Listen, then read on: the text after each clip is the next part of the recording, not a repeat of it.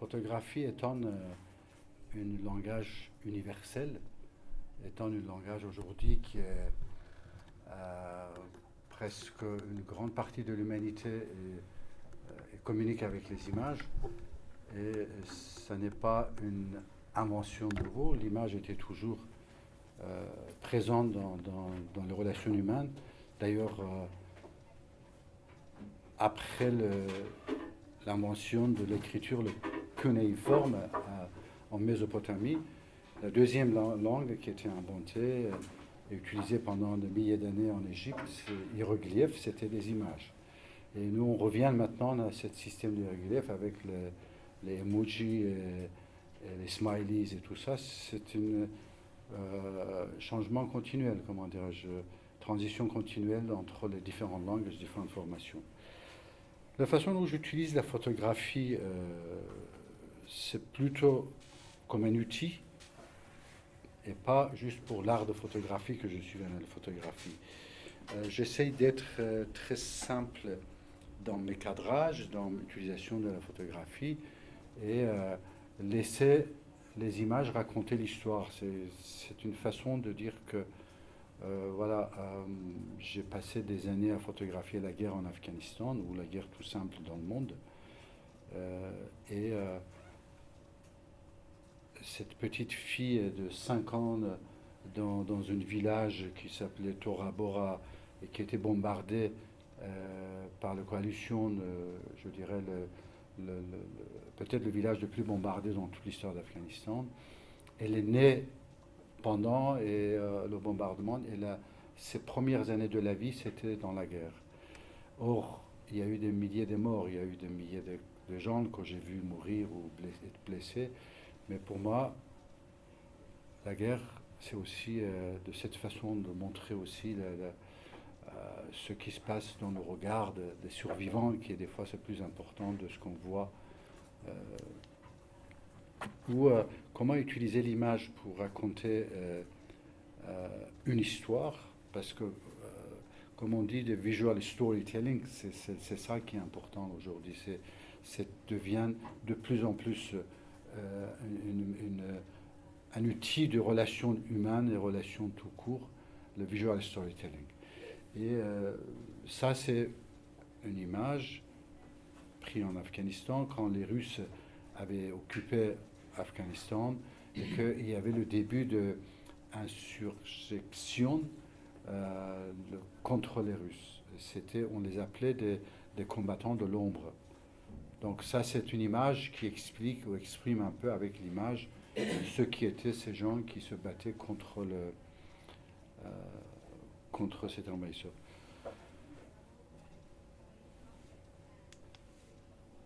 De chemin faisant, donc j'ai utilisé, je continuais à travailler avec beaucoup de médias dans le monde. Là, c'est le magazine pour lequel je travaillais le plus, le National Geographic Magazine. Ce sont mes couvertures. Pourquoi je montre ça? Pour vous montrer que malgré tout ce que vous croyez, vous avez entendu parler, ne cherchez pas des photos des gorilles ou des serpents sur mes couvertures. Et ça, c'est ça l'essentiel de mon travail, c'est les êtres humains, c'est l'histoire de l'humanité, l'histoire des êtres humains et tout ce qui est autour de l'humain qui m'intéresse. Donc, vous voyez très bien dans la couverture. Ou la couverture dans d'autres journaux, dans d'autres magazines, constamment,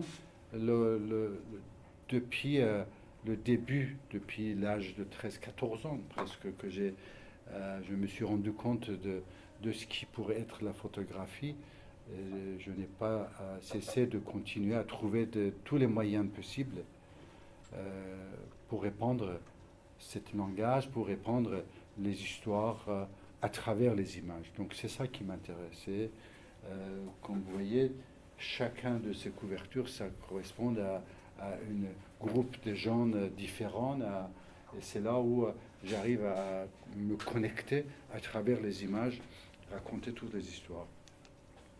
En dehors de magazines, de National Geographic, de différents magazines, qu'est-ce que je fais d'autre? C'est des livres aussi. Parce que les livres, c'est une autre moyen aussi, utiliser la photographie, utiliser l'image pour raconter ce que j'ai envie de dire. C'est, comme vous voyez, des livres, ce sont complètement différents thèmes, différents sujets, mais là, War plus Peace, c'est quelque part globalement ce que j'essaye de faire. C'est qu'en étant dans les zones de guerre, j'essaye de lever cette voix optimiste pour l'avenir de l'humanité, mais aussi pacifique. Pourquoi je vais sur les zones de guerre? Pour montrer et emmener les gens à réfléchir et devenir anti-guerre. C'est plutôt dans cette option que je vais me mettre dans ces moments durs et difficiles de guerre et le front, pour montrer que la guerre, c'est absurde et que notre rôle humain, ça doit être quelque part, chacun selon ses moyens, selon ce qu'il peut faire, se battre, j'utilise le mot battre, pour être pacifiste. La photographie, c'est presque quelque part aussi, c'est un nouvel outil de résistance. Ça a permis, depuis son début, comme on regarde bien petit à petit, de devenir un vrai outil de résistance. Moi-même, quand j'étais étudiant, j'avais commencé à utiliser la photographie pour montrer l'injustice sociale, pour montrer la misère sociale, en essayant de faire des photographies. Quand j'étais étudiant, c'est pas le temps de dinosaures, mais c'est presque, c'est-à-dire qu'il n'y avait pas d'Internet, vous vous rendez compte, il n'y avait pas de téléphone portable, qu'est-ce qu'il y avait? Il n'y avait pas il n'y avait pas de réseaux sociaux, évidemment. Et les réseaux sociaux, ça existait en vrai. C'était vraiment des vrais réseaux sociaux qui existaient. Et les amis, c'était des vrais amis. Ils likaient vraiment, c'était pas oui. Et en plus, il n'y avait pas de médias indépendants. Donc tous les médias, à l'époque, quand j'étais en Iran, c'était le média de gouvernement qui était accepté et formulé par le gouvernement. Donc en étudiant, j'allais photographier en cachette l'injustice sociale, je les imprimais et je collais la nuit en cachette sur les murs. J'utilisais les murs de la ville comme lieu d'exposition, comme expliquer voilà ce qui se passe dans la ville. D'ailleurs, je crois qu'il y a même des photographes maintenant qui ont lancé un mouvement en France qui collent des photos sur les murs. Sauf que moi, j'ai eu le fait que je collais ce genre de photos sur les murs en 1970, ça m'a valu 3 ans de prison. Donc j'étais arrêté et mis pendant 3 ans en prison quand j'étais étudiant, torturé fortement, enfin assez dur pour ce que je faisais et utiliser la photographie. Donc c'est pour ça que je dis la photographie c'est un vrai outil de résistance. Pour aller un peu directement, je vais vous montrer un film de 6 minutes que j'utilise la photographie pour vous montrer que j'utilise aussi la photographie pour faire des short films, des films tout court depuis longtemps, parce que je pense que la photographie c'est le base d'une conversation, d'une histoire. Donc c'est un film qui s'appelle In the Eye of the Storm, là où je me trouve presque constamment. Et c'est 400 de mes photographies sur 30 ans. Donc vous allez avoir Je pensais que les images que vous voyez, c'est qu'il y a une seule personne qui est allée voir l'ensemble de ces événements et tout ça, et on reprend après. Je peux lancer le film, s'il te plaît.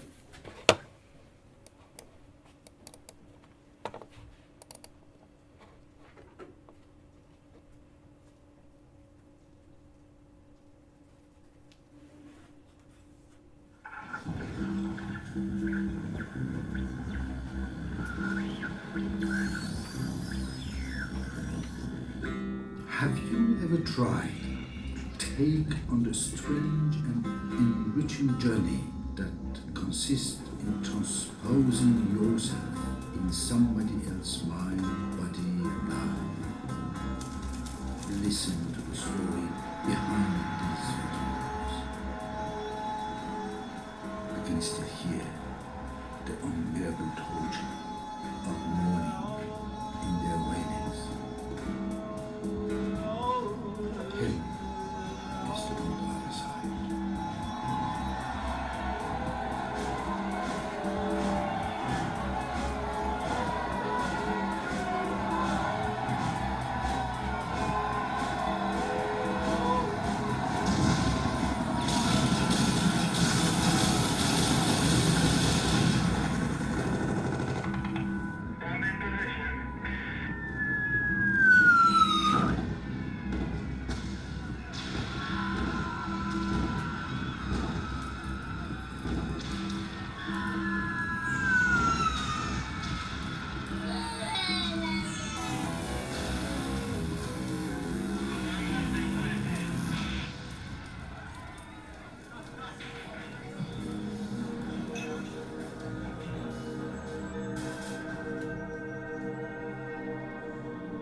Life shows the road to whomever knows how to see, like the mysterious invitation. Come.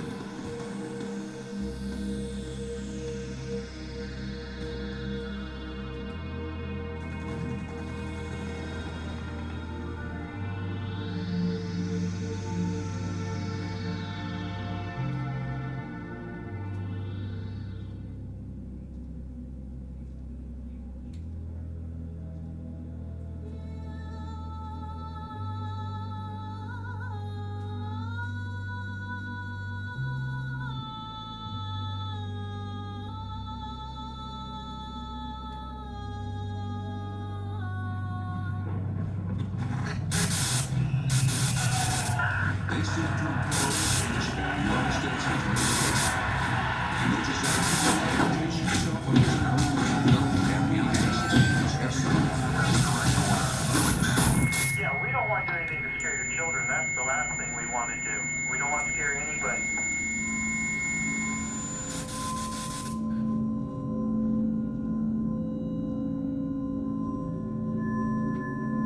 The art of war is simple enough. Find out where your enemy is. Get at him as soon as you can. Strike him as hard as you can and as often as you can. And keep moving on.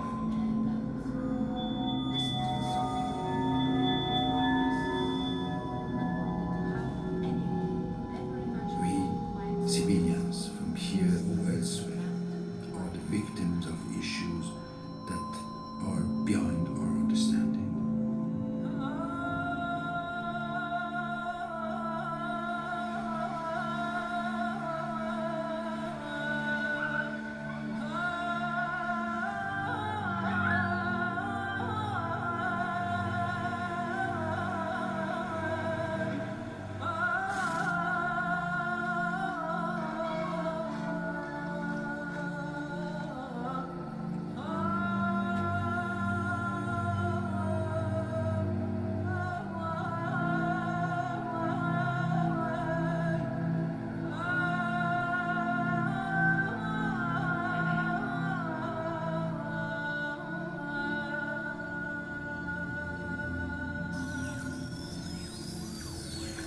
Every moment, your house, your country, your story are within you.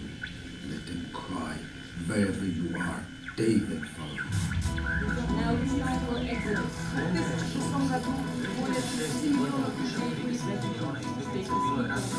Destination change au Canada. And only one goal is to survive. We want one thing. We declare our right on this earth to be a man, to be a human being, to be respected as a human being, to be given the rights of a human being in this society, on this earth, in this day, which we intend to bring into existence by any means necessary.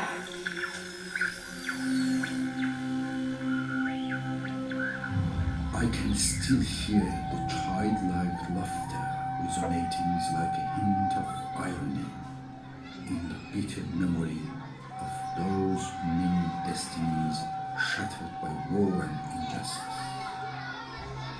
It is impossible to remain spectator.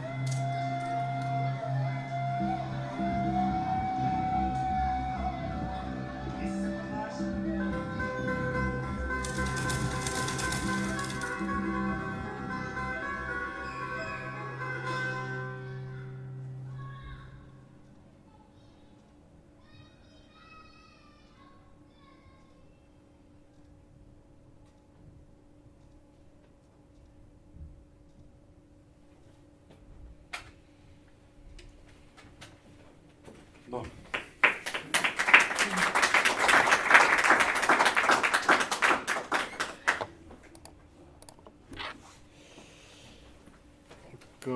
Voilà un peu le monde dans lequel j'ai passé mes 35 dernières années.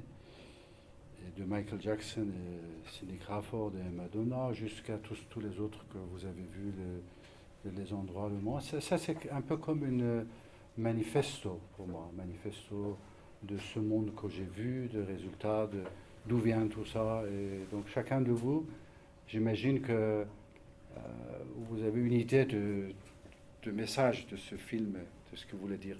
Mais en réalité, ce que j'essaye de faire, c'est cette photo symbolise aussi ce que je fais. C'est de ne pas intervenir dans la réalité et juste faire un cadre dans ce que je vois. Et ça, c'est cette photo que j'ai faite il y a quelques années en Turquie. Ça symbolise un peu comment je vois le monde et comment j'essaye de, comme je dis, avec une simplicité, recadrer et montrer voilà ce qui se passe, voilà ce que je vois.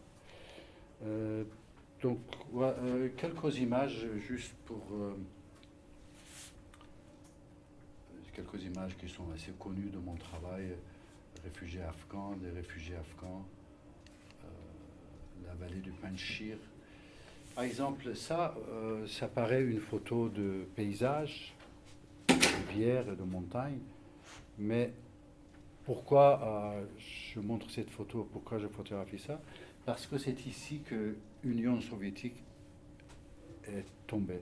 C'est ici que les Afghans, à la tête de quel il y avait Ahmad Shah Massoud qui était le symbole de résistance afghan, il a mis à genoux, il a mis à l'échec l'armée de Russie qui était la plus grande armée du monde.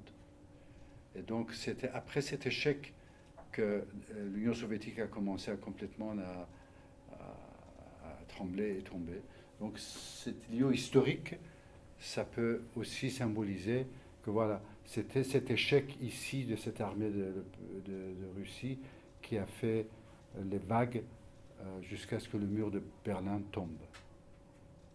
En histoire, ça prendra beaucoup de temps pour les historiens de faire cette lien entre ces deux histoires. Mais comme j'étais témoin, donc je sais que voilà, c'est ici que le mur de Berlin a commencé à tomber, qui a des milliers de kilomètres. Et ça, c'était par lui, par Massoud, qui a un jeune ingénieur, civil engineer, enfin l'ingénieur civil. Voilà. Et comme son pays était occupé, il a dit, moi je ne veux pas accepter que mon pays soit occupé. Et tout seul, il a commencé petit à petit à avoir 2 amis, 3, 4 et 5. Et il a commencé à lire des livres, comment il faut se battre. Vous voyez, c'est un vrai ingénieur. Là, il est là, il ne sait pas quoi faire. Il y a 100 000 soldats, il y a des aviations. Et il dit, bon, comment il faut se battre contre ça?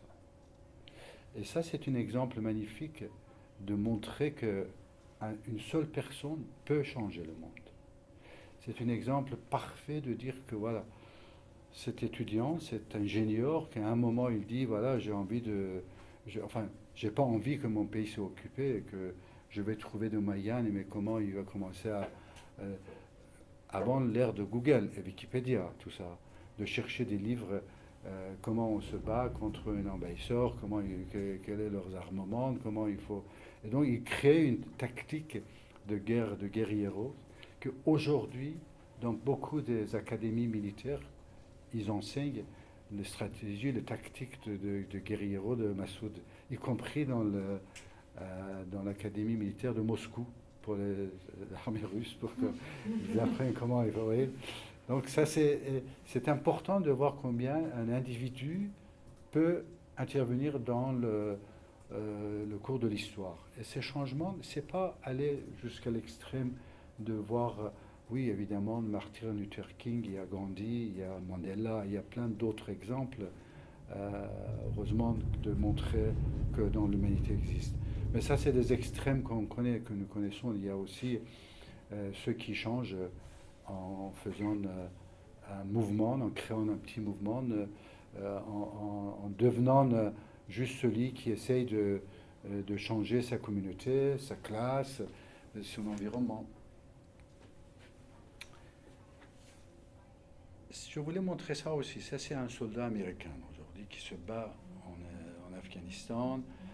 Mais quand je les rencontre et je passe 15 jours avec eux, je me rends compte que c'est des petits jeunes aussi bien victimes de ces guerres que les Afghans eux-mêmes qu'ils tuent. Ils se tuent entre eux. Mais les deux, que ce soit les Afghans ou les Irakiens ou d'autres qui sont tués par eux, les deux, ils sont les victimes des guerres qui est venue par les décisions des politiques, les généraux. Et comme vous avez vu dans mon film, que j'essaie de montrer, que tout ça, finalement, c'est lié à la grande économie. Le pétrole, les armements. En réalité, c'est ça l'origine de nos guerres. Et que tous ces gens-là, même si ce sont des soldats, et qui tuent les gens, mais quelque part, ils sont aussi des victimes. Ces jeunes, ils ne savaient même pas où ils sont, beaucoup, pourquoi ils sont là, pourquoi ils se battent. Leur seule question à moi, et croyez-moi, c'est que ils me disaient, Reza, I heard that you have been in Pakistan. Parce que mon sujet, il m'emmenait dans le deux camps. Je dis oui. Is it true that there's McDonald's there? Ça, c'était leur seul souci, c'était que, is it true there's McDonald's there? Il dit, yes, there are plenty. Il retournait à son copain, il disait, I'm sorry for the language, fuck, why we don't go running these bad guys and get some McDonald's and come back? Ça, c'était leur conversation. Ces jeunes qu'on envoie au front, ils vont se faire tuer, ils tuent les gens, ils deviennent fous. Il y en a beaucoup qui sont devenus fous, qui se suicident en retour, personne ne s'en occupe. Voilà la réalité de ce qui se passe dans l'histoire des guerres dans le monde. Et de l'autre côté, vous avez des enfants dans les ateliers clandestins qui sont en train de fabriquer des armes. Oh, ils devaient être à l'école, le copain. Et les gens, ils vivent comme ça. Vous savez que depuis octobre 2001, où la guerre en Afghanistan a commencé, après il y a eu la guerre en Irak et d'autres guerres, nous dépensons, nous, les Européens et les Américains, nous dépensons 10 milliards de dollars par mois pour la guerre. En disant que nous faisons ça pour emmener la démocratie à ces pays. Nous voulons emmener le confort, nous voulons montrer ce que nous vivons, que c'est nos valeurs et autres. 10 milliards de dollars par mois, on dépense pour emmener la démocratie aux gens que leur besoin, c'est autre chose. Ouais. 10 milliards de dollars par mois, si vous divisez par 30 millions d'Afghans, ça fera à peu près 300 dollars par mois par personne. Donc une famille de 5, ils peuvent avoir 1500 dollars par mois dans le village. Vous voyez, ça veut dire pour eux, c'est 3 ans 3-4 ans de leur revenu par mois. Et vous croyez-moi que si on dépensait cet argent pour vraiment le confort de ces gens de l'humanité, est-ce que parmi eux, il y aura une seule qui voudrait bien mettre de kamikaze belt, comment dirais-je, d'explosive pour aller se faire exploser? Pourquoi se faire exploser? Sa famille reçoit 1500 dollars par mois. Je sais pas, enfin, je fais une caricature pour comprendre un peu la réalité de terrain. Depuis 2001, on est 2016, ça fait 15 ans, 15 fois 12. 15 fois 12, ça fait je ne sais pas combien. Et en plus, tout ça, vous multipliez par 10, c'est milliards. On n'aura même pas assez de place pour mettre les zéros ici. Et ça, c'est l'argent que nous payons en impôts en disant on emmène la démocratie. Enfin. D'autres raisons de guerre, voilà, ça c'était, j'ai pas mal travaillé à Jérusalem, en Palestine, Israël aussi, pour essayer de comprendre là, à Arafat, à Beyrouth pendant le bombardement. Donc c'est aussi une autre façon de montrer la guerre. Mais en réalité, moi, ce que j'aime, c'est la beauté de l'homme, beauté de l'humanité, la beauté de la nature. Et si je vais montrer la destruction, c'est justement pour aussi faire réveiller, pour montrer qu'il faut aimer la nature pour la préserver. Si on n'aime pas quelque chose, on ne va pas le défendre. Donc il faut aimer l'humanité pour le défendre. Vous voyez, c'est une tâche assez difficile de dire, d'une part, il faut que les gens y voient, ils aiment la nature. Une telle beauté, vous trouvez au sud d'Algérie, vous mettez le réveil pour réveiller avant le lever du soleil, pour profiter de ce moment, de cet endroit. Vous n'oublierez jamais. La nature, c'est là où vous créez un lien avec la nature. Donc, montrer la beauté pour emmener les gens à les défendre. C'est un peu dans un autre village, Gardaïa, en Algérie aussi. Ça, c'est un livre que j'ai fait avec Yasmina Khadra, le grand écrivain en langue française algérienne que vous connaissez peut-être. Évidemment, la spiritualité et tout ce qui règne dans ce monde aussi, c'est important pour moi. En même temps, comme j'étais emmené à vivre, et je continue à vivre, parce que ça fait 2 ans que je suis au Kurdistan irakien, sur le front Daesh, avec la guerre de Kurdes et d'autres contre Daesh, et je vois combien notre monde, malheureusement, il va vers une guerre religion, quelque part. Ce qu'on a connu il y a 1000 ans, il revient.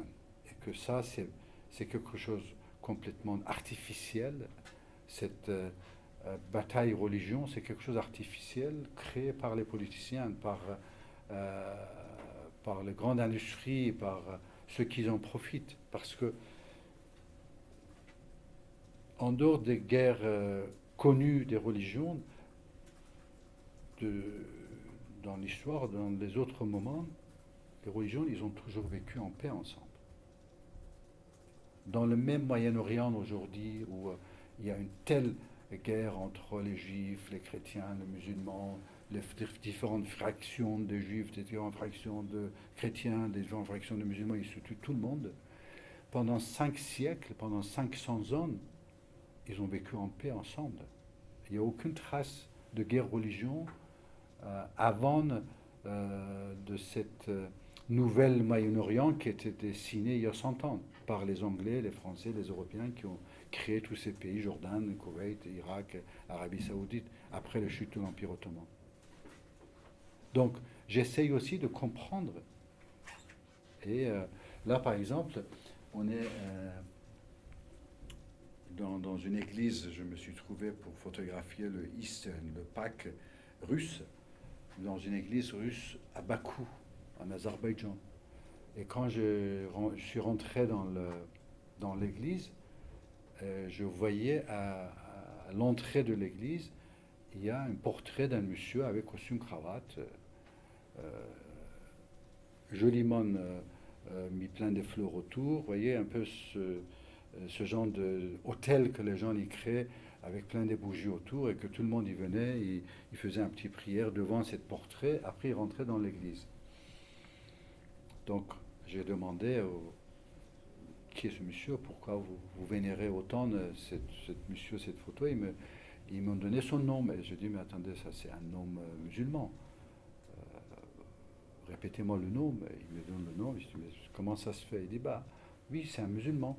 C'était notre voisin de l'église. Et quand les temps de soviétiques, toutes les églises, tous les mosquées, tous les lieux de culte étaient détruits ou mis en ruine, notre église était en ruine. Mais ce monsieur qui était notre voisin, il était devenu un businessman après la chute de l'Union soviétique et il est devenu très riche. Et un jour, il est venu en disant, voilà, je vous donne l'argent nécessaire pour rénover votre église. Et donc, c'est pour ça que nous, on a mis sa photo et on vénère. Je ne sais pas, cet exemple, ça peut exister ailleurs, j'espère que ça existe, j'espère que ça continue à exister, qu'il existera encore, que ce genre de relation, ça doit exister normalement, que ce soit entre les musulmans, les chrétiens, les juifs. Il faut qu'on arrive à atteindre, ou un autre exemple aussi pour moi, que toujours en Azerbaïdjan, j'étais dans l'église dans un village qui est le plus ancien village chrétien quelque part en Caucase, les Oudines. Ce sont connus comme les premières chrétiennes de Caucase. Et leur église était aussi rénovée. Donc j'étais allé photographier la rénovation de l'église dans un pays musulman. Et je vois qu'ils sont en train de mettre les bancs. C'était après-midi, préparer un banquet. Je dis, ah, génial, je vais avoir une occasion de photographier un mariage, quelque chose. Donc je demande au prêtre, de quoi s'agit-il? Et elle me dit, ben, vous savez, c'est Ramadan. Un prêtre dans l'église qui me dit, c'est Ramadan. Je dis, oui, alors, donc pourquoi ça vous concerne? Je dis, bah si, parce que nous, on fait chaque année, en Ramadan, on fait une table et on invite tous les musulmans autour pour venir et casser le Ramadan avec nous. Un geste simple, vous voyez. Mais là, donc je suis retourné le soir, le prêtre était assis là-bas, l'imam du village à côté, il était venu pour faire le rituel de casser le Ramadan. Et vous avez des musulmans et des chrétiens, voilà, parce que lui, qui sont autour de table, ils mangent ensemble, ils cassent la croûte, ils cassent le Ramadan et après ils continuent ensemble. Donc ça existe. Et c'était important pour moi en tant que photographe, en tant que témoin du monde. Aussi, c'est là où j'essaie d'intervenir avec l'image, de voir quels sont les grandes, je dirais, thèmes, les grandes problèmes sociaux et de trouver des images qui témoignent autrement que ce qu'on voit, ce qu'on entend dans les médias. Vous allez jamais voir un film sur TF1 ou CNN dans une église où ils invitent les musulmans, n'est-ce pas? Jamais. Mais certainement, on va voir des films quand les églises où les mosquées sont brûlées par l'un ou l'autre. Oui, là, on a tout de suite la une de toute la presse et journaux. C'est là aussi, j'essaie d'expliquer, exprimer que le média actuellement, c'est presque non existant. Le média actuellement, c'est ce qu'on appelle des corporate médias. C'est-à-dire, ils sont au solde de ces grandes industries, chacun. Vous savez, je crois que plus de 50% de médias, par exemple, en France, aujourd'hui, qui est le pays de droits de l'homme, qui est le pays de première déclaration universelle de droits de l'homme et autres, plus de 50% de médias, si je ne me trompe pas, plus ou moins, est tenu par 3 entreprises. Qui sont ces 3 entreprises? Vous le savez? Lagardère, Dassault, Bouygues. Qu'est-ce qu'ils font ces 3 entreprises? Vous le savez ce qu'ils font. Hein? Donc, pourquoi ils ont intérêt à tenir, ou un nouveau milliardaire qui vient de sortir de nulle part, Patrick Draghi ou Drahi, et, qui a acheté Libé, qui a acheté Le Monde, je crois qu'il a acheté plein de choses, ce monsieur. D'un seul coup, on ne sait pas d'où il sort, hop, ils achètent toute la presse française. Il doit y avoir des raisons que les milliardaires ils commencent à s'intéresser à acheter ces journaux. Des raisons politiques, religieuses, économique, stratégique, mais en tout cas, le média, comme ça existait au temps de Émile Zola, ça n'existe plus. Donc c'est à nous de réinventer le the next step dans le média. Des fois aussi, dans ce métier, on est emmené à passer des moments, je dirais, incroyables, magnifiques. Ça, c'est en Chine, je devais photographier sur le fleuve Amour. Pendant 6 mois, j'étais sur le fleuve Amour. C'était pour National Geographic. Et le fleuve Amour est entre frontières la Chine et la Russie, et gelé pendant 6 mois par an. Et le tribu sur lequel je travaillais, il m'invite à aller participer à la chasse avec eux. Et quand j'ai dit quand, ils disent venez en février. Février, il fait moins 40. Donc vous préparez, vous mettez tous les trucs nécessaires pour arriver là-bas. Mais attendez, moins 40, c'est impensable de faire des photos, de marcher, de courir. J'ai dit, mais attendez, vous ne pouvez pas chasser en été. Je passe 8 jours avec eux. Et ce qu'ils font, et je dis, non, mais pourquoi vous chassez en hiver? Il dit, parce qu'en hiver, comme tout est gelé, et c'était incroyable, ils mettaient leurs oreilles par terre et ils disaient exactement dans quelle direction tous les hordes de ceux qui chassaient une forme de gazelle, enfin, ils étaient, donc ils allaient chasser. Bon, en tout cas, j'ai perdu pas mal des films parce qu'ils craquaient de froid. Et j'avais créé quelque chose pour mes batteries où je mettais sous mon chapeau les batteries pour y rester chaud, parce que sinon, la batterie, en moins 40, au bout de 3 secondes, il n'y a plus de batterie dans les appareils. Et voilà, ça, c'est comme ça qu'on devient... on est en moins 40 et on doit aller faire des photos de tribus sur le fleuve Amour. Je parlais de beauté. Je dis ce qui m'intéresse aussi, de trouver des anonymes, des hommes, des femmes qui montrent cette beauté pure, enfin, de ce qui existe. Ça, c'est, je crois que si je ne me trompe pas, c'est une de ces images où presque toutes les femmes du monde tombent amoureuses en voyant ça. Et les hommes. Certains hommes, c'est vrai. Bon, en tout cas, ça c'est, je dis, c'est des anonymes. C'est un Égyptien qui avait un petit bateau. Son métier, c'était d'emmener les passagers d'un côté du Nil à l'autre. Plus je raconte son histoire, plus il devient romantique. Donc, et que je travaillais sur le delta du Nil pour le National Geographic. J'avais besoin de, pendant 4 jours, un bateau. Donc j'avais loué son bateau et j'ai fait le portrait de lui, mais que c'est devenu fameux. D'ailleurs, à l'agence, tout le monde l'avait nommé Sinbad le marin. Et on a fait un livre, rien que pour lui mettre en couverture, qui s'appelait Sinbad. Je m'étais intéressé aussi le changement, comme j'ai dit, transitionnel. Ça, c'est au début, Benazir Bhutto, quand elle est allée en tant qu'étudiante retourner à Pakistan, dans son pays, et commencer à faire des campagnes électorales contre la dictature. Donc pendant plusieurs mois, j'ai passé avec, j'ai voyagé avec elle, devenue très connue, et continué à voir comment finalement elle est devenue première ministre au Pakistan.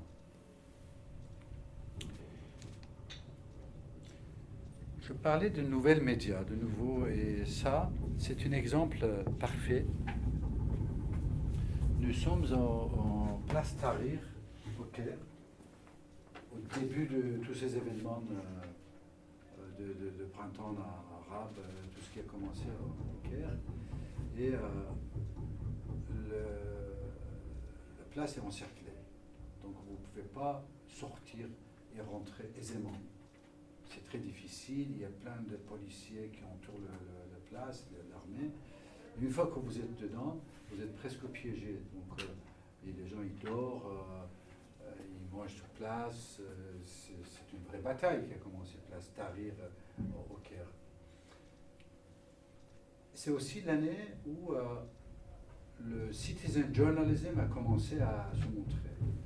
Le premier vrai exemple de ce qu'on appelle le citizen journalism, c'est en 2009 en Iran, pendant les grandes manifestations qu'il y a eu en Iran contre cette tricherie des élections, et qu'il y a eu des manifestations et que les gardiens de la révolution, ils ont commencé à tuer les gens et arrêter les gens énormément. Il y a une fille qui s'appelait Neda qui a été tuée par une balle, et quelqu'un avait filmé avec son téléphone ce moment où elle tombe par terre et que les gens ils veulent l'aider et qu'ils n'arrivent pas. Ça, c'était en 2009 en Iran. Et c'est le film qui est devenu vu des millions et des millions de fois dans le monde entier. À Place Tahrir, tous les gens aujourd'hui, quand vous voyez dans cette situation, qu'est-ce qu'ils faisaient? Ils filmaient, ils photographiaient et ils enregistraient ce qui se passe. Parce que pour tous les gens aussi sur place, c'est une... comme maintenant, dès qu'on est quelque part devant un événement incroyable, bah, on sort son téléphone et on commence à filmer, à photographier. Sauf, le problème, c'est que vous êtes encerclé sur une place, vous finissez, votre batterie est déchargée, et que votre mémoire, parce que beaucoup de gens là-bas, c'est pas des iPhone à 64 gigabytes, hein, c'est des petits téléphones ou d'autres qu'ils ont, et que ça remplit assez vite la mémoire. Et vous ne pouvez pas rentrer chez vous, qu'est-ce que vous faites? Donc, ça, c'est très, très intelligent de voir comment on peut voir un problème et de dire, bon, il y a ce problème, et quelle solution moi je prends? Donc, ce petit gamin, ce petit génie, il a trouvé une solution extraordinaire. C'était quoi sa solution? Avant tout, il a bidouillé des dizaines de prises électriques, des prises qui emmenaient avec une file électrique pour laisser tout le monde de venir et charger leur téléphone gratuitement.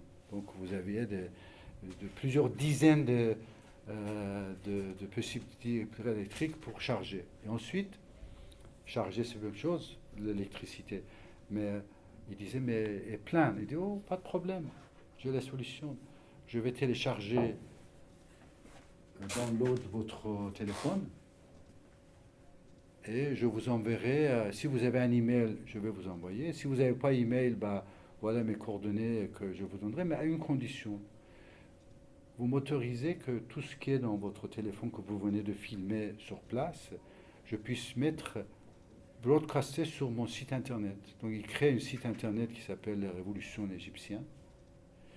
Et d'un seul coup, grâce à ça, il a des milliers de reporters qui sont tous partout sur place. Et que tout ce qu'ils ont filmé, photographié, leurs discussions, peu importe, ça rentre sur son site. Au bout de 2 jours, il va, comment dirais-je, he hit the CNN and BBC and everybody else. C'était vraiment lui dont tout le monde parlait, tous les journalistes ils venaient l'interviewer, de dire, voilà le petit génie qui a trouvé une solution pour un problème qui existait. Et ça, c'est, en réalité, beaucoup des avancées dans le monde, c'est toujours, ça vient de cette première question. Il y a ce problème, déjà connaître bien le problème, et après de dire quelle solution je peux avoir pour ça. Et ça, c'est vraiment un exemple incroyable de citizen journalism, de dire voilà, il y a plein de moyens aujourd'hui qui peuvent arriver, qui changer le monde. Je passe sur l'Afrique. La famine, c'est une histoire importante aussi. De la façon dont je travaille, comme je disais, j'essaie d'être le plus proche des gens que je photographie, de comprendre leurs histoires.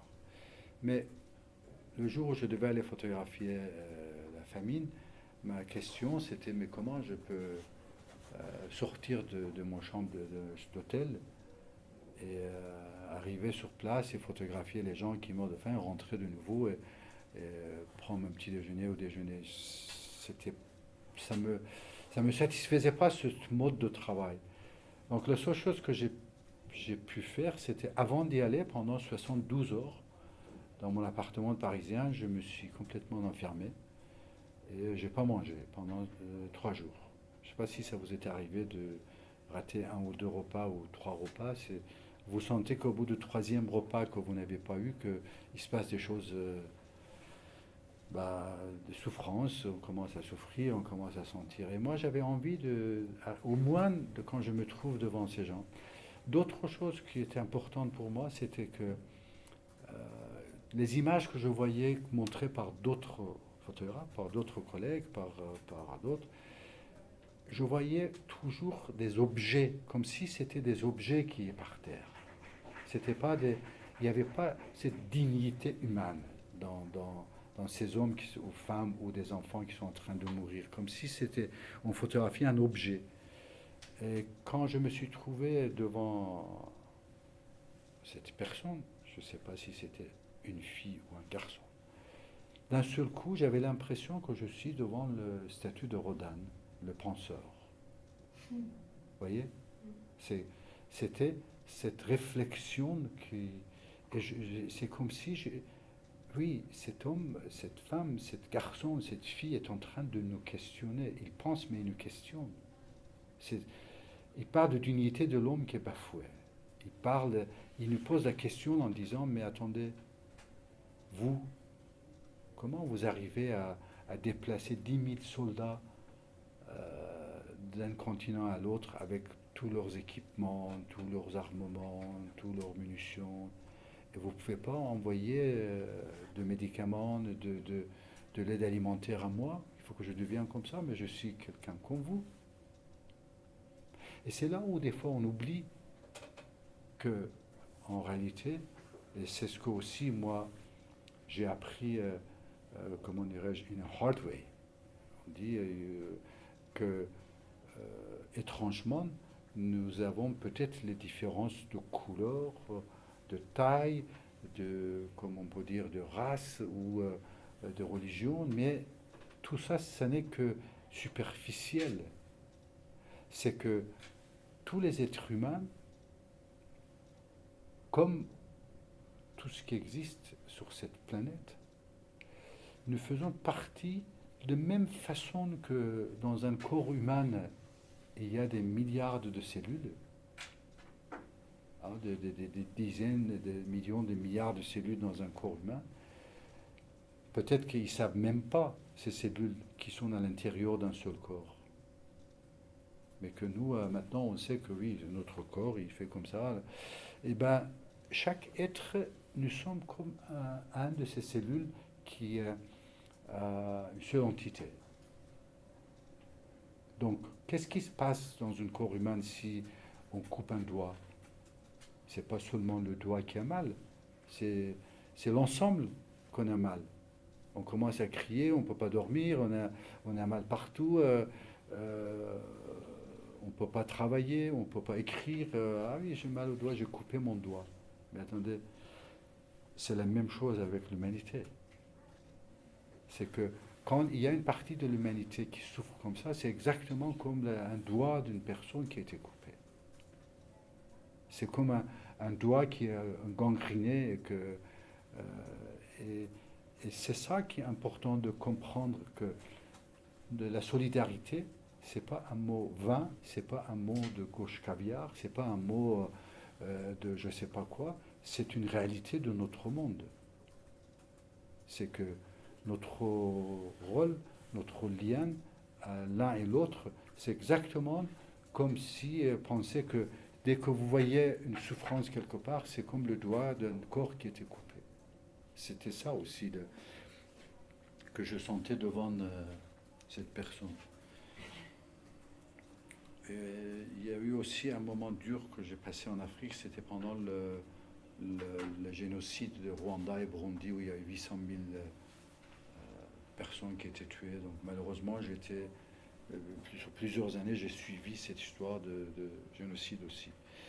Mais en même temps, la photographie étant un élément important, j'essaie toujours de trouver comment une photographie peut aider une population. Là, c'est un bon exemple. C'était après le massacre quel nom on peut donner, entre le Rwanda et Burundi, 800 000 personnes mortes. Il y a eu 2 millions de réfugiés. Il y a eu 12 000 enfants qui étaient aussi séparés de leurs parents. Donc UNICEF et Croix-Rouge internationale, ils tenaient dans un camp de réfugiés, ou dans plusieurs camps, mais ils ne savaient pas où étaient les parents. Est-ce qu'ils sont morts? Est-ce qu'ils sont dans l'autre camp? Parce que quand il y a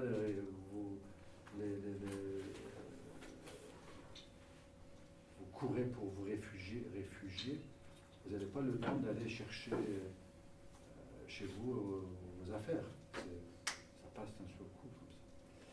Enfin, donc, ils m'ont demandé d'aider un de leurs projets. C'était leur projet et que j'ai trouvé une moyen de dire, voilà, je formerai des réfugiés eux-mêmes qui deviennent photographes. Ils vont photographier les 12 000 enfants.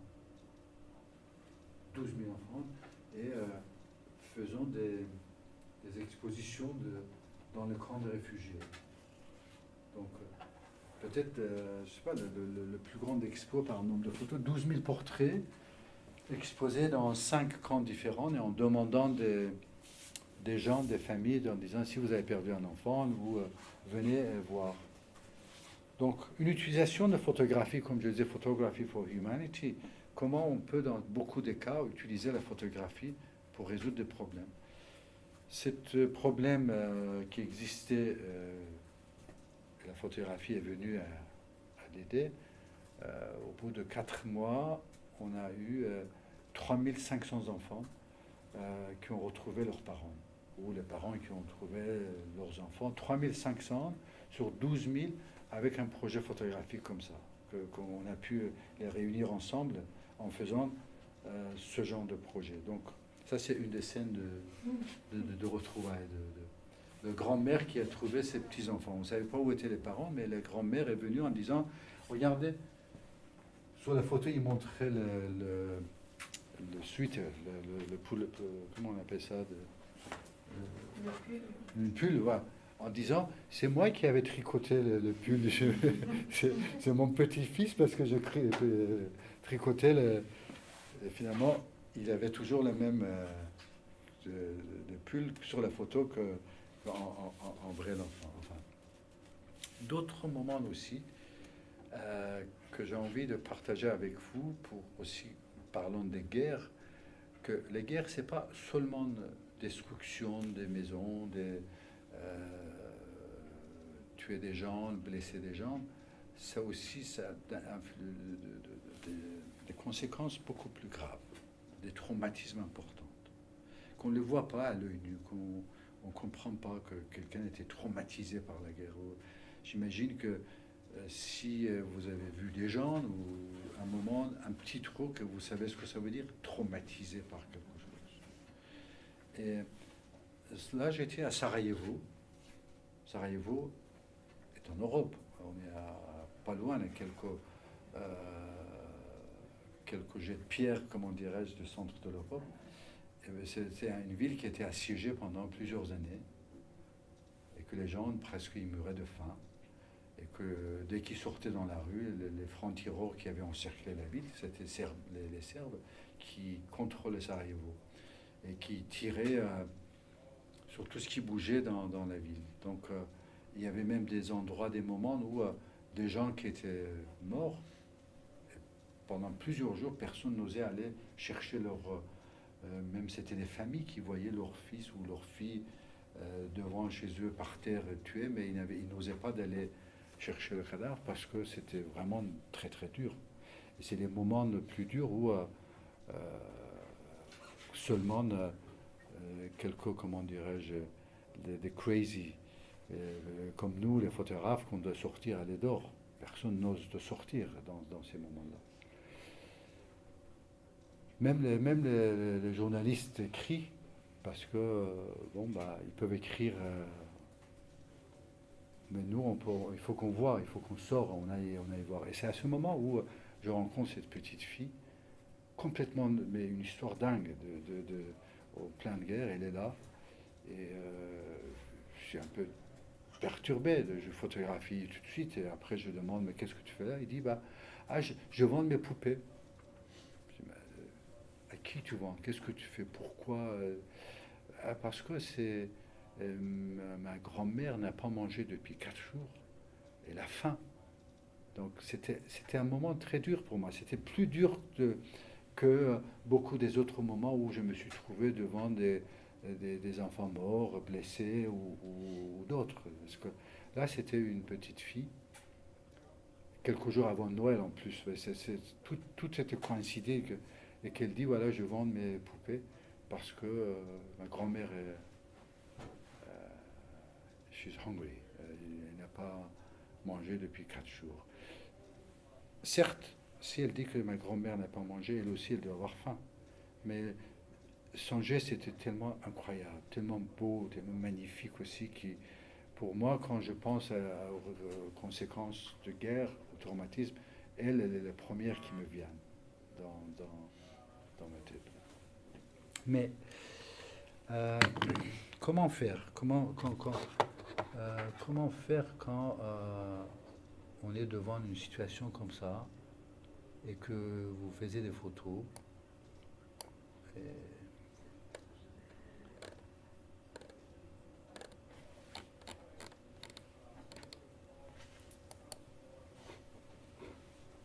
ça c'est juste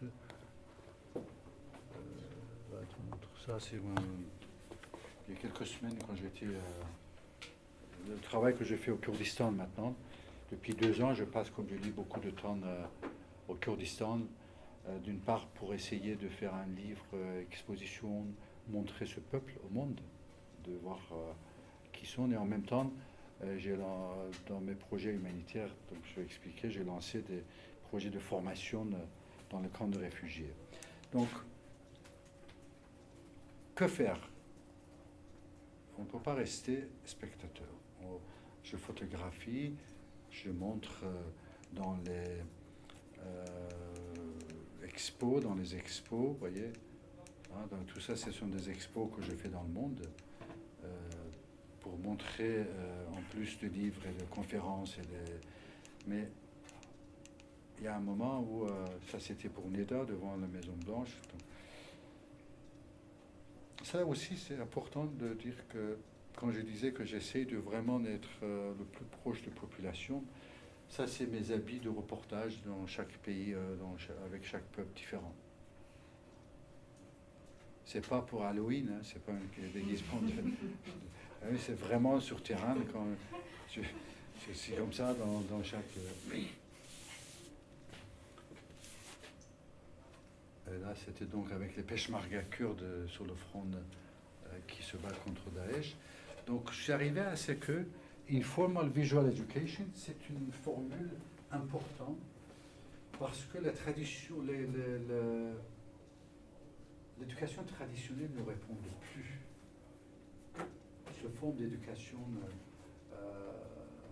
on sait que le nombre des enfants qui doivent aller dans les écoles aujourd'hui, chaque jour, est beaucoup plus important que le nombre d'écoles qui est construit dans le monde. Ça, c'est les statistiques de World Bank et des Nations Unies et autres. Donc, comment faire? Si on dit que le nombre des enfants qui doivent aller à l'école, c'est plus important que le nombre des écoles qui construisent chaque jour. Le résultat, dans 20 ans, ça va être quoi? Dans 30 ans, ça va être quoi? On va avoir une grande partie de la population qui n'ont pas eu l'éducation traditionnelle. Donc, c'est là où aussi il y a beaucoup de gens, j'en connais un certain nombre, qui sont en train de réfléchir, de dire, bon, on est presque pris par le temps, comment faire? Quelles sont des méthodes innovantes de l'éducation? Évidemment, ce n'est pas un hasard que je choisis l'image. Et Informal Visual Education, pour moi, c'est qu'il y a presque 50% de connaissances humaines qu'on peut transmettre par l'image. Ouais, il y a plein de choses qu'on peut faire. Donc, depuis... parce que je crois à le pouvoir de l'image pour le changement social. Je crois que l'image aujourd'hui peut jouer un rôle important dans les relations humaines, dans le changement social, dans créer des liens et des exemples. Donc, pour montrer que, comme un chercheur qui a un laboratoire, qui met ses théories et ses thèses dans un laboratoire, je mène aussi ce laboratoire sur terrain depuis 1983. Quand j'ai commencé, j'ai lancé le premier cours de formation dans le camp de réfugiés en Afghanistan. Oui, c'est moi. C'est pas. C'est juste après mon période de Jimi Hendrix. Je venais être un peu plus présentable, donc j'étais plus comme Jimi Hendrix, mais c'était encore.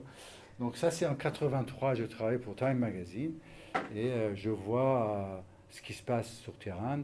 Je dis, bon, il faut vraiment qu'on forme les réfugiés qui puissent photographier.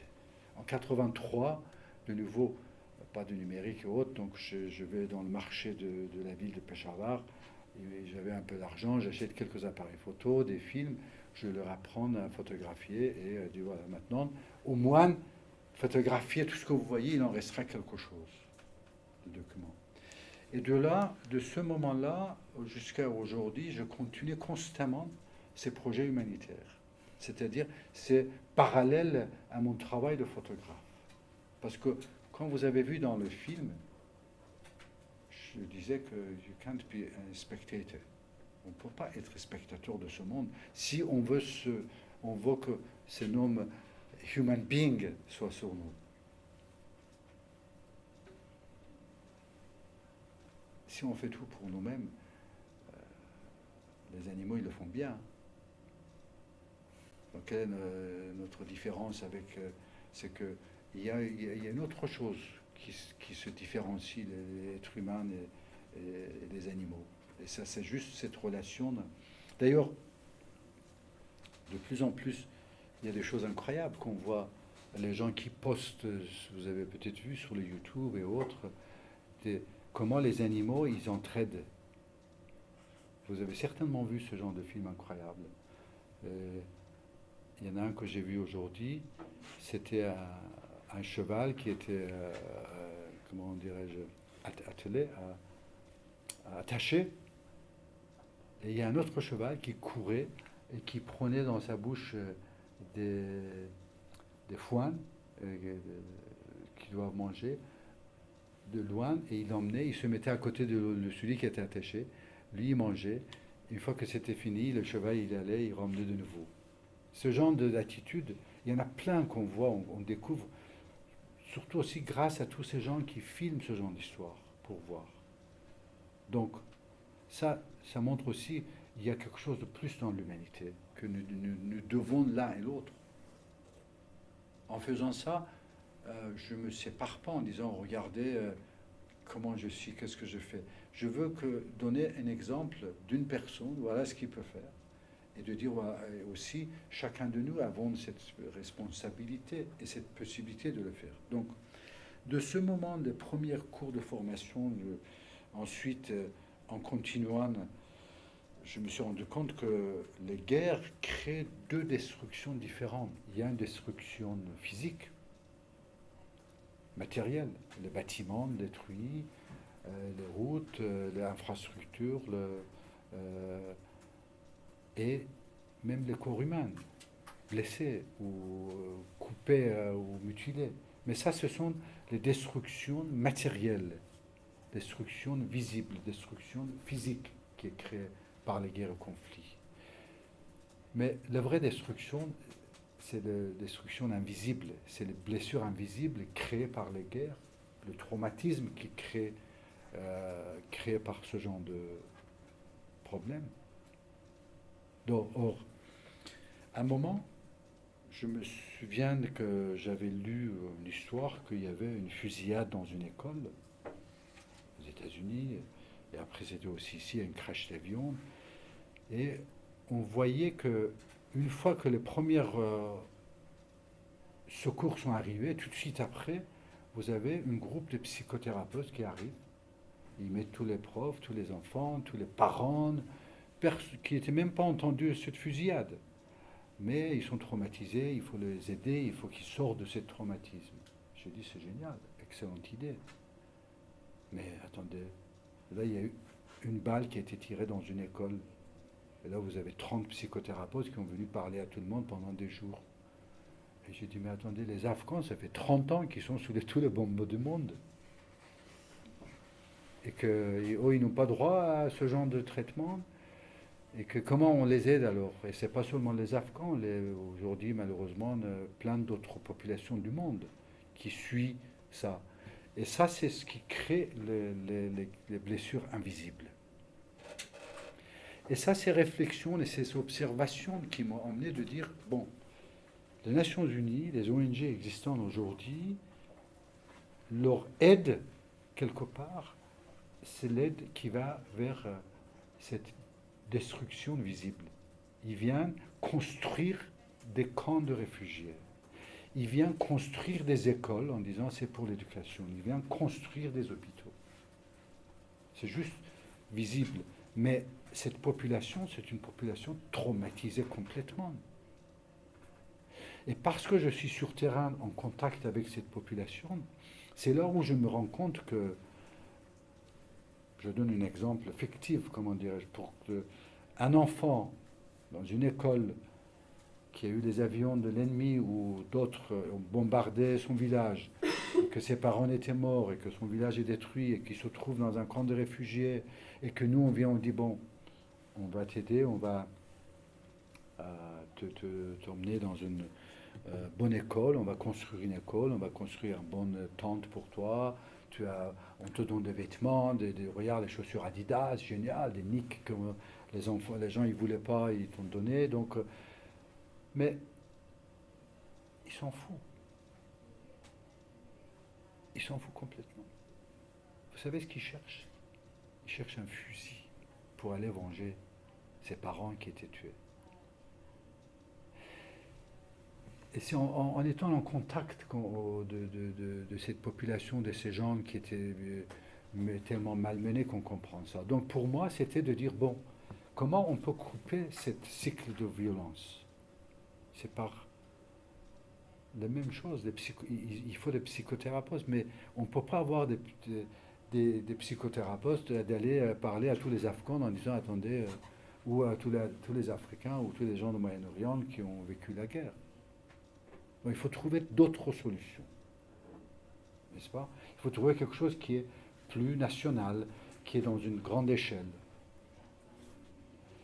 Donc, c'est après ces réflexions que je crée une première ONG que ouvre en Afghanistan depuis, qui s'appelait AINA, et que on avait appelé le troisième génération des ONG, c'est-à-dire que on n'allait pas construire d'écoles, mais on emmenait l'éducation par des nouveaux moyens. On n'allait pas construire des hôpitaux, mais on emmenait la santé par d'autres moyens. Et je vais vous expliquer comment. Pour moi, le média, l'image et les médias, ce sont aussi les meilleurs vecteurs de l'information. Donc comment utiliser les médias, comment utiliser l'image, et par qui, pour qu'ils deviennent cette manque général comme on dit, des psychothérapeutes qui existent. Comment? Et c'est là où je me suis dit, les femmes afghanes, ou les femmes en général, ce sont des mères. Elles donnent la vie. Elles donnent la vie. Elles ne vont pas aller vers la guerre, en général. À part, bien sûr, Madame Thatcher, comme Renaud il dit dans sa chanson. Mais elles ne vont pas aller... donc, quel rôle elles peuvent jouer? Ces femmes afghanes qui étaient elles-mêmes traumatisées, qu'elles-mêmes elles ont vécu la guerre. Donc, parmi eux, il y a des génies artistes, des intellectuels, des poètes, des écrivains, des cinéastes. Donc, si moi je crée un centre de formation Donc tout ça, c'est des réflexions qui m'amènent finalement à créer cette ONG et ce centre à Kaboul en 2001. Depuis, j'expliquerai comment ça a répandu dans d'autres régions. Et qu'on forme les femmes qui puissent vraiment de prendre en main tous les études de communication. Un qui devient photographe, l'autre qui devient cinéaste. On crée une magazine pour les enfants, pour distribuer dans la famille. Donc, on ne peut pas emmener, créer des écoles pour que les filles aillent à l'école. Vous savez très bien, c'est un vrai problème dans beaucoup de pays. Je dis, bon, comment on peut emmener l'éducation dans la maison? Au lieu de construire des écoles qui sont des bâtiments. D'ailleurs, combien des ONG qui venaient construire des écoles en Afghanistan, je disais, mais vous êtes fous, il ne faut pas construire des écoles. Mais quoi, on veut aider l'éducation des enfants? Je dis, mais non, vous construisez une maison, c'est rien du tout. Hein, d'ailleurs, si on met le billet d'avion, de votre billet d'avion et toutes les dépenses que vous faites pour emmener construire une école, les gens eux-mêmes, ils peuvent construire ça avec 10% de ce qui coûte pour vous. Mais est-ce qu'un bâtiment, c'est l'éducation? Non. Il faut des profs, il faut des matériaux, il faut administration, il faut entretenir tout ça. Or, même malgré tout ça, les gens ne peuvent pas envoyer leurs filles à l'école parce qu'il y a la guerre ou autre. Emmenons l'éducation dans la maison. Créer un magazine pour les femmes. La première chose en Afghanistan. Premier magazine pour les femmes en Afghanistan. Créer le premier groupe de femmes cinéastes et qui font les documentaires. Donc, ce n'est pas seulement une formation de classe, c'est un on-job training. C'est une nouvelle formule d'ONG. C'est quelque chose qu'aujourd'hui, depuis, c'est étudié par Stanford, par Columbia University, par plein d'autres organisations qui sont en train de, par le Ashoka Foundation. Ce modèle que j'ai créé est en train d'étudier et répondre ou expliquer aux gens que oui, c'est une nouvelle mode d'organisation humanitaire qui ne donne pas du riz, comment dirais-je, qui ne crée pas des infrastructures, mais il aide les gens de devenir le contour de leurs histoires et créer cette lien. Par rapport aux santé, par exemple,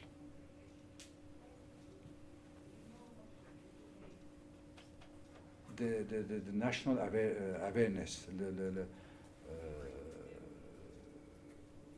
comment on dit, national awareness, oui, vous comprenez ce que je veux dire. C'est que, par exemple, les grandes organisations de santé des Nations Unies, comme WHO ou UNICEF ou d'autres, ils ont des informations à passer aux populations pour empêcher les maladies, telle maladie des enfants, pour empêcher telle tuerie, des problèmes de santé. Mais comment faire?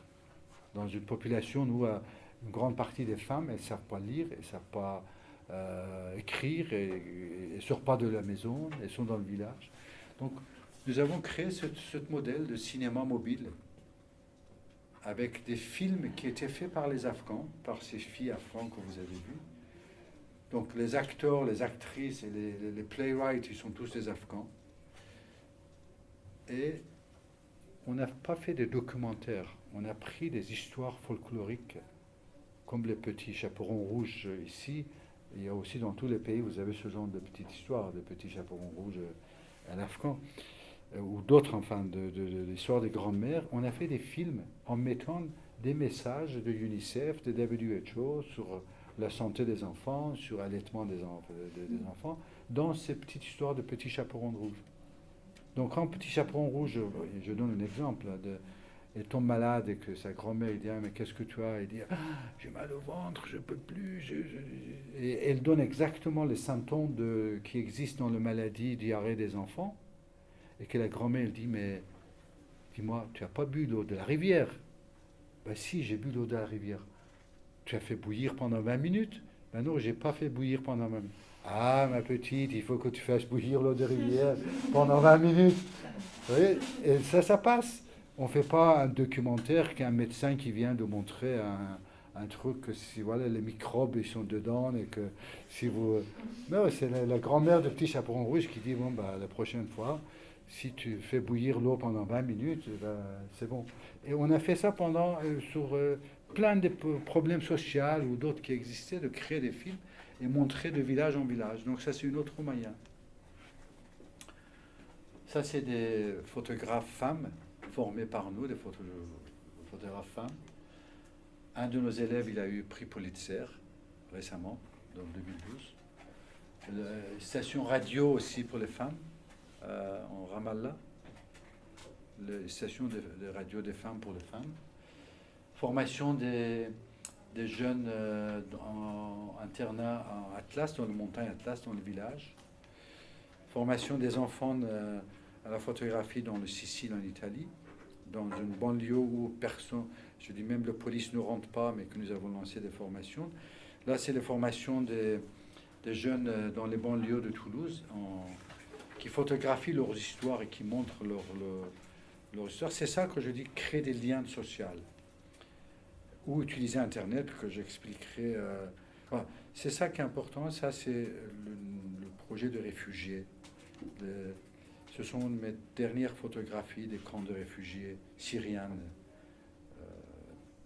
Voilà, ça, c'est des réfugiés syriens que mon dernier travail. Césio, d'ailleurs, ça dit tout, hein, de l'histoire des réfugiés. Et donc, comment faire aider ces réfugiés? Donc, j'ai lancé ces projets de formation des enfants réfugiés dans le camp de réfugiés. Et ça, c'est le next big project que nous avons lancé et qu'on continue de travailler.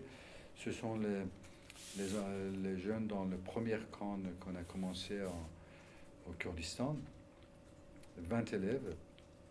Ça, c'est ma classe. Et d'ailleurs, une histoire qui m'avait beaucoup touché et j'ai envie de partager avec vous, c'est l'histoire de la fille en rouge qui est ici. Parce que quand je vais former ces enfants, que ce soit ici ou en Toulouse ou banlieue ou autre, la première chose que je dis, c'est que I have a good news and a bad news. J'ai une mauvaise et une bonne nouvelle pour vous. Voilà. Tout le monde, ils attendent ce que c'est, le bon et le mauvais. J'ai dit, voilà, la mauvaise nouvelle, c'est que je ne suis pas venu pour vous apprendre la photographie. Eh ben, alors, pourquoi on est là? Moi, j'ai emmené des appareils photo, c'est moi qui emmène des appareils photo et tout. Mais pourquoi alors? Il dit, bah, non, je vais vous donner un outil, donc l'appareil photo, que vous pouvez raconter votre vie au monde entier. C'est pas juste donc aller vous photographier vos copines et vos copains en train de faire ça, étirer la langue, idiote, comme beaucoup de gens y font. C'est pas du tout ça, c'est vraiment, vous allez apprendre comment utiliser cet outil pour montrer au monde comment vous vivez et quel est votre problème. Ça fonctionne parfaitement et on voit les résultats de leur travail. De telle façon que Maya, qui était le deuxième jour, elle a eu l'appareil la veille, et le lendemain, elle était en retard. Et quand je l'ai appelée, j'ai interpellé parce que je suis assez dur dans la discipline de mes cours, même dans mon bureau au travail. Hein, il faut le dire. Mais bon, il y a des raisons. C'est que, donc j'interpelle, je dis, mais bien, pourquoi tu es en retard? Elle dit, bah, écoutez, regardez, vous avez dit de montrer notre vie, il montre la photo qu'elle a fait et dès que je vois la photo je tombe en sanglots, c'était tellement forte. Elle dit voilà, mes chaussures étaient gelées et c'est pour ça que je suis en retard et que comme j'ai appris avec qu'on peut raconter son histoire pour le monde, j'ai fait une photo. Et pour moi c'était le cercle depuis 1983 que j'ai commencé à former des gens à raconter leurs histoires, de devenir le contour de leurs histoires dans mes projets humanitaires. Elle a donné le vrai, comment dirais-je, le point 20 sur 20 sur ce que je fais, qu'elle a complètement compris qu'est-ce que c'est l'image et la photographie aujourd'hui. Je suis en retard, mes chaussures étaient gelées, et voilà l'histoire. Donc c'est, en général, venant de photographie et arriver de dire, voilà, photographe, oui, mais qu'est-ce que je peux faire? Et en réalité, moi, je pense fortement que l'art peut être une vraie solution pour beaucoup de problèmes que nous avons. Mais pour que ça devienne vraiment un vrai outil, art seul ne suffit pas. Il y a un autre élément pour moi que c'est ça. C'est ça qui est important. Et ces vraies solutions, ça vient de là.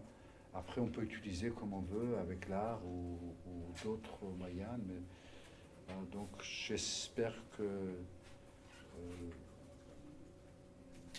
cette conférence, ça vous a donné un peu l'étendue de ce que j'ai essayé d'expliquer, de ce que j'ai vu, et que, voilà, que nous pourrions faire un monde qui soit aussi léger et joyeux qu'il faut qu'il soit à la hauteur de l'humanité. Voilà, merci beaucoup.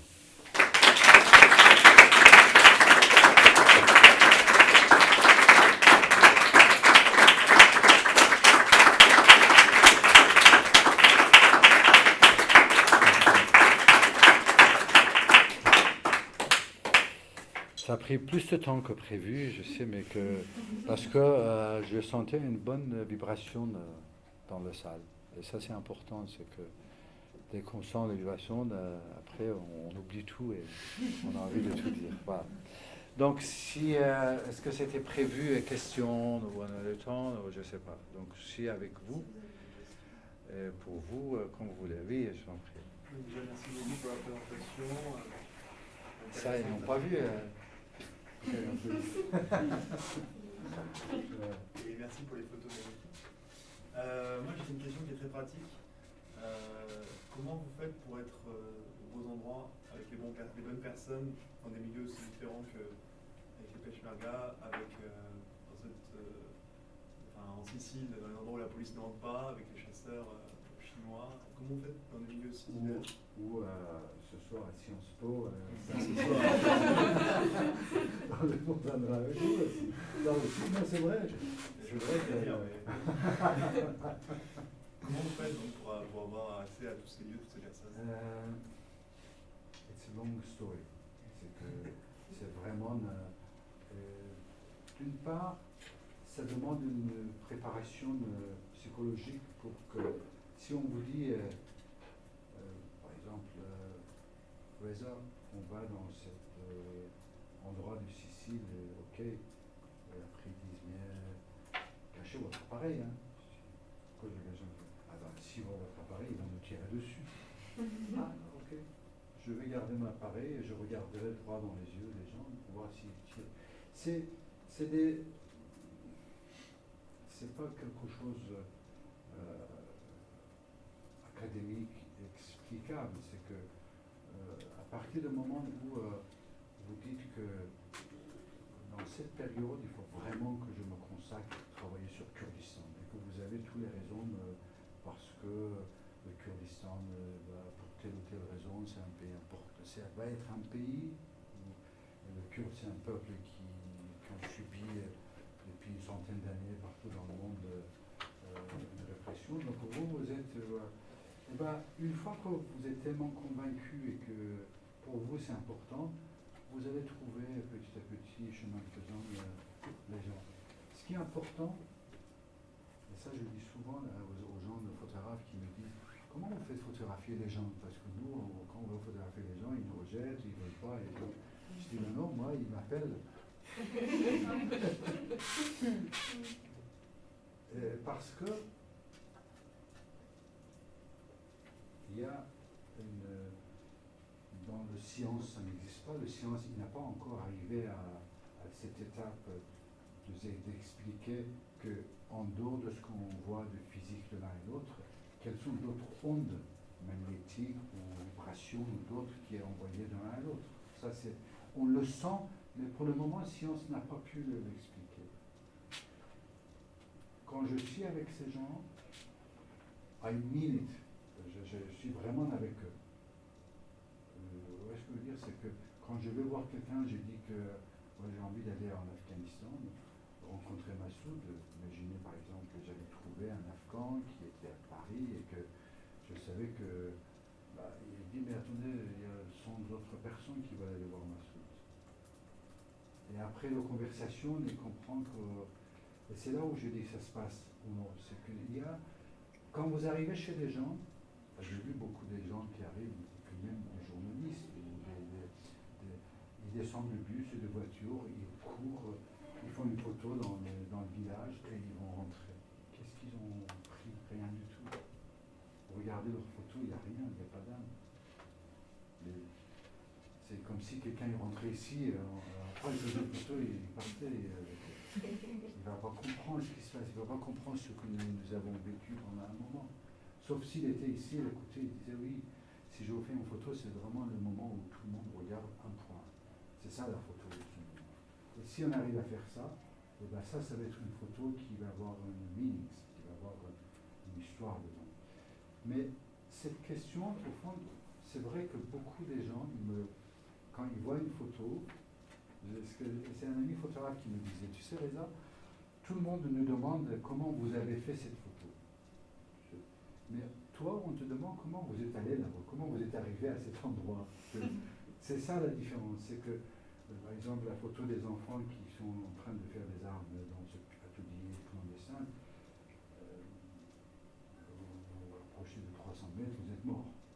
C'est tellement grave. Mais à partir du moment où je sais qu'il y a un endroit comme ça, et qu'il faut vraiment que j'arrive à faire des photos, s'il me prend un mois de négocier, aller voir telle personne, aller expliquer que lui, il aille parler à l'autre, et que l'autre, il parle à l'autre, et que finalement, au bout de 3 semaines, il dit, bon, écoutez, ok, moi, on a écouté de tout le monde, et que vous pouvez voir. C'est aussi ce genre de... tellement d'être convaincu que oui, ça c'est important de le faire, et finalement, on y arrive. Et vous faites comment pour communiquer avec les gens qui ne parlent pas votre langue? Si vous arrivez dans un pays où vous ne parlez pas la langue, vous faites comment pour communiquer? On n'a pas besoin de parler.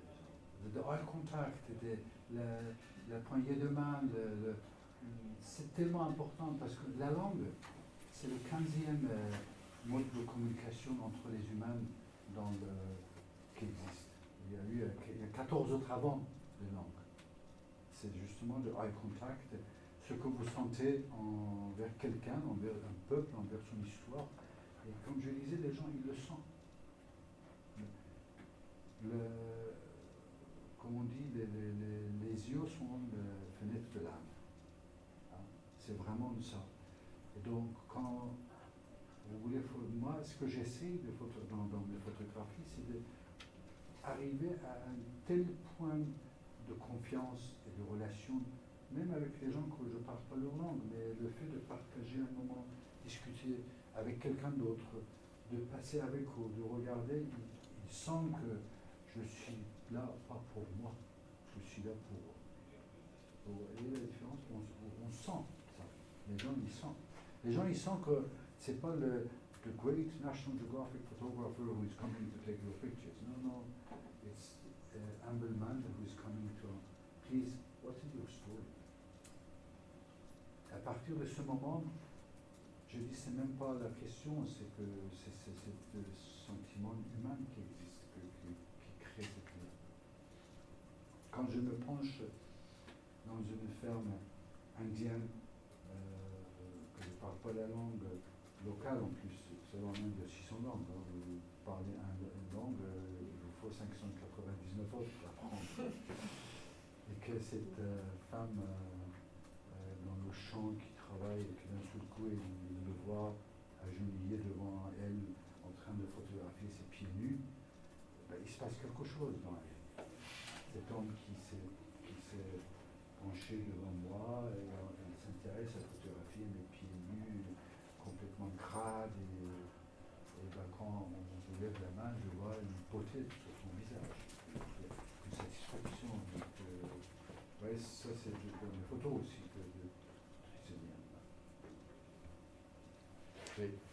J'ai une question par rapport aux ateliers avec les enfants. Oui. Vous avez dit que vous avez commencé en 82 ou 83. 83. Ouais, 83. Est-ce que vous avez pu suivre, à travers toutes ces années, même en rentrant chez vous, l'histoire de ces enfants et s'ils ont pu continuer la photographie ou le documentaire Oui, avec oui. les caméras et qu'est-ce qu'ils sont devenus Oui. après? Au fond, le concept, c'était pas depuis 82 toujours les enfants. Parce que il y avait certains pays où j'ai aussi, par exemple en Chine, pendant 3 ans, j'ai formé les photographes professionnels de haut niveau. Aujourd'hui, beaucoup de photographes chinois, c'était mes élèves. Au Bangladesh, j'ai formé les photographes professionnels. En Afghanistan, c'était des journalistes en grande professionnelle que je formais. Dans certains cas, c'est les enfants. 11, 15 ans, 10 ans, donc c'est différent de ça. Et certains, oui, je sais qu'il y en a un qui est directeur de l'Associated Press en Afghanistan, qui a gagné le prix Pulitzer, que même moi j'ai pas gagné, ça c'était une de mes élèves. Et une autre histoire, c'est par exemple quand j'ai créé cette ONG à Kaboul en 2001. Kaboul, c'était une ville dévastée. Pas d'électricité, pas de courant, pas de téléphone, enfin vraiment, c'était niet, il n'y a rien de tout ça. Et que tout le monde disait, bah, il n'y a pas d'électricité, il n'y a pas d'eau, il n'y a pas... Je dis, bah, il n'y a pas de problème. S'il n'y a pas tout ça, il n'y a pas de problème, on va régler tout ça. Et il y a l'électricité qui vient, très peu. Sauf les hôpitaux et les bureaux de gouvernement, ils ont la possibilité d'avoir l'électricité. C'est le maire de Kaboul qui signe qui peut avoir l'électricité. Donc tous les gens d'ONG me disent, Reza, vous ne pouvez pas aller voir le maire pour qu'on nous donne des électricités parce qu'on a tous nos ordinateurs. C'était le premier endroit aussi à Kaboul pour créer les ONG, Internet et tout ça. Au début, je refusais. Je dis, je n'ai jamais, moi, ma connaissance, demandé de favor. Finalement, parce que ça devient une nécessité, j'ai dit, ok, j'y vais. Bon, je vais voir le maire qui savait que je viendrais. Et je vois, étonnamment, le maire il est devant la mairie avec presque tous les employés. Ils m'attendent comme réception d'un chef d'État qui arrive, vraiment magnifique et tout. Donc, il me montre dans son bureau, j'explique le programme, je dis, voilà, monsieur le maire, nous avons un ONG, j'ai créé un ONG, on a besoin d'électricité, c'est lui qui donnait tout ça. Il m'écoute, il m'écoute. Après, il se met à rire d'une façon que je suis déboussolé, je sais pas. Je viens de parler d'un problème, j'ai besoin d'électricité au maire et il se met à rire. Et après, je dis rien, je ne savais pas quoi dire. Il me regarde, il dit, on m'avait pas reconnu. Non, monsieur. Vous vous souvenez, en 83, vous aviez lancé des cours de formation de photographie. J'étais votre élève. Et la photographie alors, donc je m'en foutais qu'il est devenu le maire de Kaboul. Et la photographie, il dit, ben, la photographie m'a aidé d'arriver à devenir le maire parce que j'ai commencé à faire des photos de tous les grandes personnalités, les gens et tout ça. Et comme ça, je suis arrivé. Je ne suis pas devenu un bon photographe, mais je suis devenu le maire de Kaboul. Et voilà la permission pour votre ONG pour avoir l'électricité. Donc ça, c'était une autre extrême de ceux qui sont devenus. Mais ce que vous dites, c'est quelque chose, pas personnellement pour moi, mais je crois important. Un jour, je lancerai certainement cette projet, initiative de recherche de quelqu'un, un groupe des étudiants ou autre, de retrouver une partie de ces enfants, ces jeunes, ceux qui sont devenus. Certains maintenant, grâce à Facebook, grâce à des réseaux sociaux, on est en contact, on sait ce qu'ils sont devenus, on sait qu'il y en a qui est prof à l'université de Pékin de l'académie. Il y a un de mes élèves qui vient d'acheter Courbis et Getty. Donc ça fait, vous savez, Courbis, c'était le plus grande agence photo créée par Bill Gates. Et il y a eu un boom médiatique il y a un mois dans le monde que finalement il y a des Chinois qui ont acheté l'agence de photos de Bill Gates, avec des millions et des millions de photographies incroyablement qui est dedans. Donc tout le monde a commencé à faire des articles et machin partout. Et j'ai vu la photo de le jeune chinois qui a acheté, c'est des milliards d'histoires. Je dis, mais ça c'est mon élève. C'est le gars que j'ai formé en 2000 à Pékin pendant 3 ans. J'ai dit, oui, parce que chaque fois, la seule question qu'il me posait à la fin, c'était comment fonctionnent les agences photo? Comment on archive les photos? Tu m'as dit, au lieu d'apprendre la photographie, il posait que des questions comme ça. Et finalement, voilà. Il a fait le plus grande agence de Chine aujourd'hui. Et en plus, il vient, je dis, acheter l'agence de Bill Gates. Ça, c'est une autre histoire. Oui. Bonsoir, il est 21h15, le bâtiment ferme. Merci. Qu'est-ce que vous conseilleriez à des gens comme nous qui ont envie de contribuer par les arts, de partir, de voyager, mais qui n'ont pas de contact, qui n'ont pas de financement, pas d'argent, pas de comment, par où commencer? Vous venez déjà commencer. En posant cette question, c'est déjà un premier pas. C'est vrai, ça c'est le premier pas d'aller vers ça. Et ensuite, il y a tellement des organisations, des individus, des gens qui existent, qui peuvent vous donner ces moyens, qui peuvent vous donner cette réponse. Moi, je peux éventuellement vous donner des noms d'autres. Vous pouvez rester en contact email. D'ailleurs, je ne sais pas si vous avez noté, mais là, vous pouvez contacter, parce que ça, on a des réponses à ça.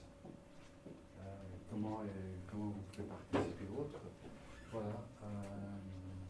Donc, vous pouvez suivre nos activités par le moyen et que j'espère qu'on restera en contact avec vous. Et d'ailleurs, je voudrais vous présenter une amie qui est venue aujourd'hui voir, qui est responsable de ces journées que vous connaissez certainement, les Solidays. Donc, c'est Luc qui est à l'origine et qui lance ça. Et c'est quand le prochain? Fin juin, voilà, c'est 3 jours Solidays, qui est des grandes réunions importantes. C'est le monsieur qui est responsable de tout ça. Comme ce matin, on avait rendez-vous, et j'ai dit que je fais une conférence, il a dit que je vais venir pour écouter. Voilà. Donc, il y a plein de liens comme ça que se crée et que ça peut créer. Voilà. Okay, donc, vous restez en contact et j'espère vous voir à bientôt. Merci beaucoup. Merci.